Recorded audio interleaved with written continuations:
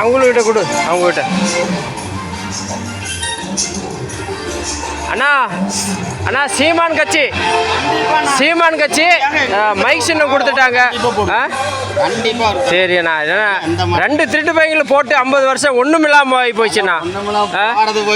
அவன் எல்லாம் பண்ணிட்டான். அதனால ஒரு தடவை இன்னிலும் ஒன்றும் பண்ண முடியாது, கொண்டு போய் பாதி வித்துட்டாங்க, இன்னும் கொஞ்சோண்டு இருக்குது.